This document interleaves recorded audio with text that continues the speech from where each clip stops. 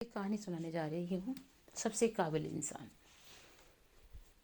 एक बार एक गांव के ही सबसे धनी व्यक्ति ने एक बहुत बड़ा मंदिर बनवाया। मंदिर जब बनके तैयार हुआ तो बहुत से दर्शनार्थी मंदिर में दर्शन लाभ के लिए पहुंचने लगे। मंदिर की भव्यता को देख लोग मंदिर का गुणगान करते नहीं थकते थे। समय के साथ साथ मंदिर की ख्याति जाने माने मंदिरों में होने लगी और दूर दूर से लोग दर्शन लाभ को मंदिर में पहुंचने लगे। श्रद्धालुओं की बढ़ती संख्या को देख उस व्यक्ति ने मंदिर में ही श्रद्धालुओं के लिए भोजन और ठहरने की व्यवस्था का प्रबंध कर दिया। लेकिन जल्द ही उन्हें एक ऐसे व्यक्ति की आवश्यकता हुई जो मंदिर में इन सभी व्यवस्थाओं की देखरेख करे और मंदिर की व्यवस्था बनाए रखे। अगले ही दिन उसने मंदिर के बाहर एक व्यवस्थापक के लिए नोटिस लगा दिया। नोटिस को देख कई लोग उस धनी व्यक्ति के पास आने लगे। लोगों को पता था कि यदि मंदिर में व्यवस्थापक का काम मिल जाएगा तो वेतन भी बहुत अच्छा मिलेगा। संख्या बढ़ गई आने वालों की व्यवस्थापक की नौकरी के लिए। लेकिन वह धनी व्यक्ति सभी से मिलने के बाद उन्हें लौटा देता और सभी से यही कहता कि मुझे इस कार्य के लिए एक योग्य व्यक्ति चाहिए जो मंदिर की सही से देख रेख कर सके। बहुत से लोग लौटाए जाने पर धनी पुरुष को मन ही मन गालियां देते। कुछ लोग तो उसे मूर्ख और पागल भी कह देते थे। ये संसार ऐसा ही होता है। लेकिन वह किसी की बात पर ध्यान नहीं देता और मंदिर के व्यवस्थापक के लिए एक योग्य व्यक्ति की खोज में लगा रहता। वह रोज सुबह अपने घर की छत पर बैठकर मंदिर में आने वाले दर्शनार्थियों को देखा करता।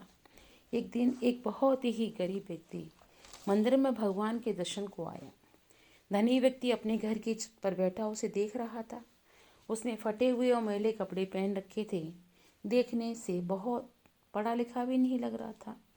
जब वो भगवान का दर्शन करके जाने लगा तो उस धनी व्यक्ति ने उसे अपने पास बुलवाया और कहा, क्या आप इस मंदिर की व्यवस्था संभालने का काम करोगे? धनी व्यक्ति की बातें सुनकर काफ़ी आश्चर्य में पड़ गया। वह इंसान जो गरीब था काफ़ी आश्चर्य में पड़ गया। हाथ जोड़ते हुए बोला, सेठ जी, मैं तो बहुत ही गरीब आदमी हूँ और पढ़ा लिखा भी नहीं हूँ। इतने बड़े मंदिर का प्रबंधन मैं कैसे संभाल सकता हूँ?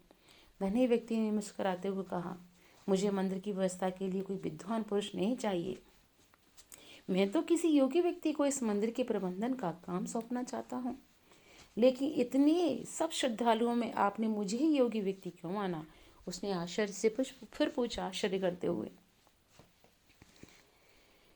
क्यों आपने मुझे व्यवस्थापक माना कि व्यवस्था संभाल सकता हूँ?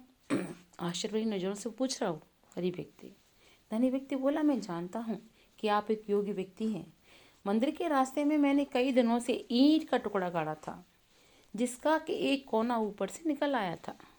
मैं कई दिनों से देख रहा था कि उस ईंट के टुकड़े से कई लोगों को ठोकर लगती थी और कई लोग उस ईंट के टुकड़े से ठोकर खा गिर भी जाते थे। लेकिन किसी ने भी उस ईंट के टुकड़े को वहाँ से हटाने की नहीं सोची। आपको इस ईंट के टुकड़े से ठोकर नहीं लगी, लेकिन फिर भी आपने उसे देखकर वहाँ से हटाने की सोची। मैं देख रहा था कि आप मजदूर से फावड़ा लेकर गए और उस टुकड़े को खोदकर वहाँ की भूमि समतल कर दी। धनी व्यक्ति की बातें सुनकर इस व्यक्ति ने कहा, मैंने कोई महान कार्य नहीं किया है। दूसरों के बारे में सोचना और रास्ते में आने वाली दुविधाओं को दूर करना तो हर मनुष्य का कर्तव्य होता है। मैंने तो बस वही किया जो मेरा कर्तव्य था। धनी व्यक्ति ने मुस्कुराते हुए कहा, अपने कर्तव्यों को जानने और उनका पालन करने वाले लोग ही योग्य लोग होते हैं। वही योग्य माने जाते हैं।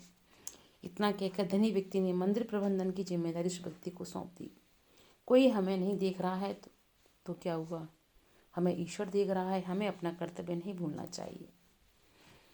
तो इस कहानी से हमें ये प्रेरणा मिलती है कि कोई कार्य छोटा बड़ा नहीं होता और परहित का काम हो, अगर वो करते हैं तो वो भी ईश्वरीय कार्य है। जैसे कि उस व्यक्ति ने किया तो उसे प्रबंधन का कार्य मिला। ये कहानी से हमें प्रेरणा मिलेगी, इसीलिए मैंने आप समझ के कहानी रखी। आपका बहुत बहुत धन्यवाद सुनने के लिए। आपका तहे दिल से शुक्रिया करती हूँ, धन्यवाद करती हूँ। नमस्कार, धन्यवाद।